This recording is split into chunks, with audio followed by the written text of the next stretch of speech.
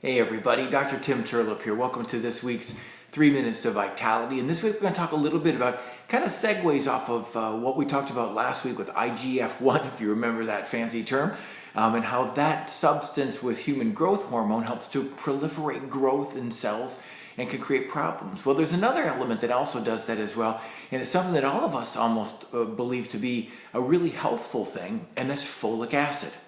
Right, so folic acid supplementation has actually become something where we think it's a great thing, and folate is a good thing. Folic acid, there's real questions whether it is or not. So what's the difference? Folate is what we actually get from nature. It's in our foods. It's in lots of different foods, but predominantly we think of greens and beans of any kind. Those are really the deepest, richest forms of folate, and whole grains to some extent as well. But those are the two biggies, is beans and greens. Excuse me. And so one of the things that we want to look at is what folic acid causes and why it might be a problem for us. Well, the research is showing us over time that folic acid is not folate. It's man's derivation, it's our creation to try and mimic folate and be able to take people who have a lower, back in the 80s, the research had showed us that the average American woman had about 200 micrograms of folate a day in their diets. And the recommended daily allowance, which is the minimum threshold to prevent disease, is actually at 400 micrograms. So it became something where they said, we need to do something about the folate levels, because one of the things that's been known the most to cause is neural tube defects, things like spina bifida, and so it was actually to supplement that to try and prevent neural tube defects. Well, what we found out with folic acid over time is that it doesn't function in the body like folate in any way. The body doesn't recognize it. It actually sees it kind of like a foreign substance, like an abnormal chemical, and it converts the folic acid in a limited basis to a usable form of folate.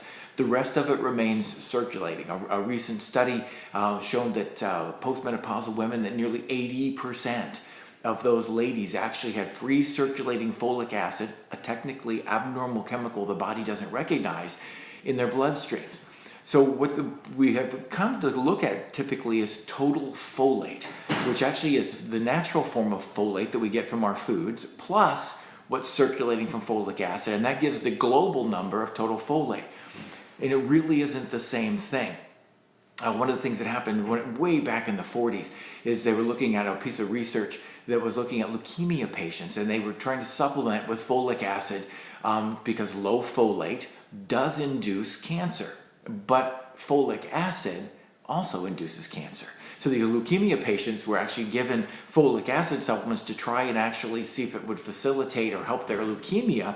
And unfortunately, what they found was that the leukemia rapidly progressed and became worse, to the extent that we now actually have chemotherapy drugs that are actually directed and aimed towards inhibiting folic acid in the body. Interesting stuff.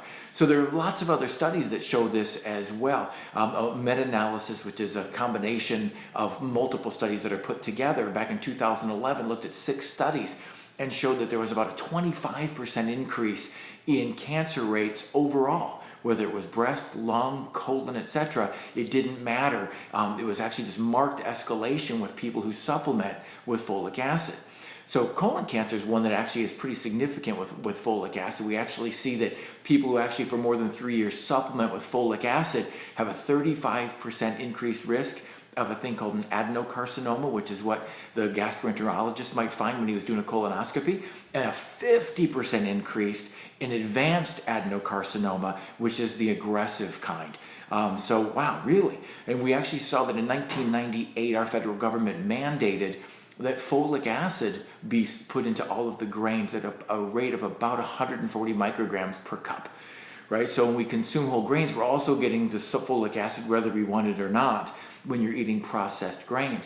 Interestingly enough, in the 80s and 90s, colon cancer rates were going down in the United States. We saw a marked escalation again.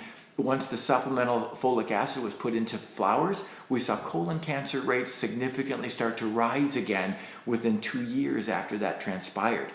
Interestingly enough, in Brazil, they did the same thing, and even at a higher rate than we do in the United States, and actually saw in the course of about 7 years, their colon cancer rates doubled once they did that. So we see that happening. Another study was looking at prostate cancer in men and saw a 3-fold increase in prostate cancer rates for men who were using supplemental folic acid. And it doesn't mean you're taking folic acid supplement pill, but almost always it comes in the form of a multivitamin. So that those men were actually seeing 300% increase in the risk of colon cancer rates from taking a multivitamin that had folic acid in it, that they wanted to actually protect their health, but was actually inducing significant problems. So what we want to do is, how do we worry about this? How do we make sure we get it? Well, it's in our food.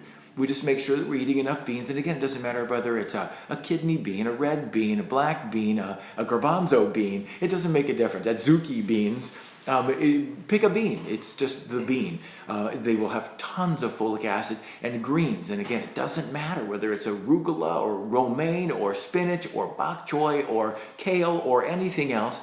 Greens and even broccoli, asparagus, the dark green stuff will have lots of folate in it and actually get you all that you need. And you don't have to worry about supplementing and the increased risk that comes with that. So that's today's 30 Minutes to Vitality. Sure appreciate you watching. See you next week.